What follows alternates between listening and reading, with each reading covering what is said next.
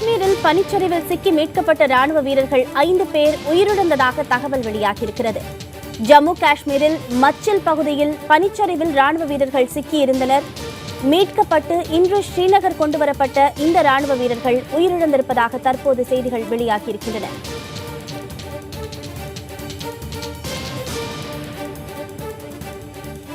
இதுகுறித்த விவரங்களை வழங்குவதற்காக நமது செய்தியாளர் கணபதி இணைப்பில் இருக்கிறார். அவரிடம் விவரங்களை கேட்டு பெறலாம். கணபதி, ராணுவ வீரர்கள் உயிரிழந்ததாக வெளியாக இருக்கும் இந்த செய்தி குறித்த விரிவான தகவல்களை பதிவு செய்யுங்க. மச்சில் பகுதியில் ஜனவரி 28ஆம் தேதியன்று இவர்கள் பனிச்சரிவில் சிக்கி காயமடைந்திருப்பதாக தகவல் வெளிவந்திருந்தது. அதைத் தொடர்ந்து ராணுவத்தை சேர்ந்தவர்கள் மீட்பு பணியில் ஈடுபட்டு அவர்களை மீட்டு ஸ்ரீநகரில் உள்ள ராணுவ மருத்துவமனையிலே சிகிச்சைக்காக சேர்த்திருந்தார்கள். அங்கே சிகிச்சை பலனின்றி இவர்கள் 5 பேரும் இறந்து விட்டார்கள். இந்த 5 பேரும் ஒரு புறம் காயமடைந்திருந்தாலும் இன்னொரு பக்கம் பனி காரணமாக கடுமையாக அவர்களுடைய உடல்நிலை பாதிப்படைந்திருந்தது. இந்த 2 காரணங்கள் காரணமாக இவர்களை மீட்க முடியாமல் அனைவருமே உயிரிழந்து விட்டார்கள். ஏற்கனவே 14 ராணுவ வீரர்கள் பனிச்சறுக்கியிலே பாதிக்கப்பட்டு காயமடைந்து உயிரிழந்தார்கள். அத்துடன் இப்போது மேலும் 5 பேர் உயிரிழந்திருப்பதால் மொத்தம் உயிரிழந்தவர்களின் எண்ணிக்கை 19ஆக உயர்ந்திருக்கிறது. இந்திய ராணுவத்தை பொறுத்தவரை இது ஒரு பின்னடைவாக கருதப்படுகிறது. ஏனென்றால் வருடம் பனி அதிகமாக இருக்கும் போது இது போன்ற பனிச்சரிவுகளிலே வீரர்கள் சிக்கி உயிரிழப்பு நேர்கிறது.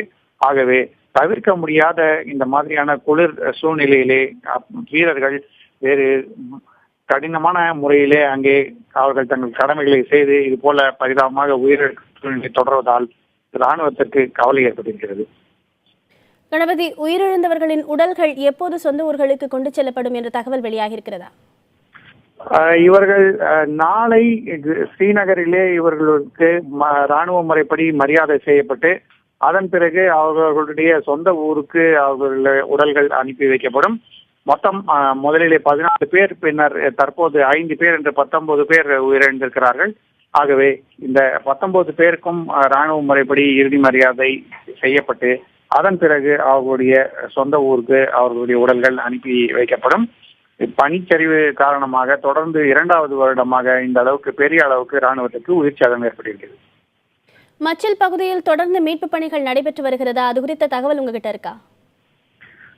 அந்த பகுதியிலே தொடர்ந்து இதே போல பனிச்சரிவு மற்றும் கடும் பனிப்பொழிவு இருப்பதால் அந்த பகுதியிலே தற்போது எந்தெந்த இடங்களிலே ராணுவ வீரர்கள் தங்களுடைய கடமைகளை செய்து வருகிறார்களோ அந்த இடங்களுக்கு எல்லாமே முடிந்த அளவுக்கு அதிக அளவுக்கு உதவிகள் அனுப்பப்பட்டு வருகின்றன.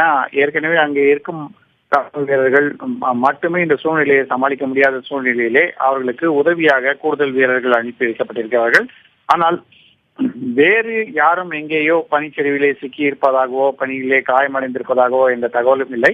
அப்படி ஏதேனும் தகவல் வந்தால் உடனடியாக அங்கே மீட்பு பணியிலே ஈடுபடுவதற்கு ராணுவம் தயாராக இருக்கிறது.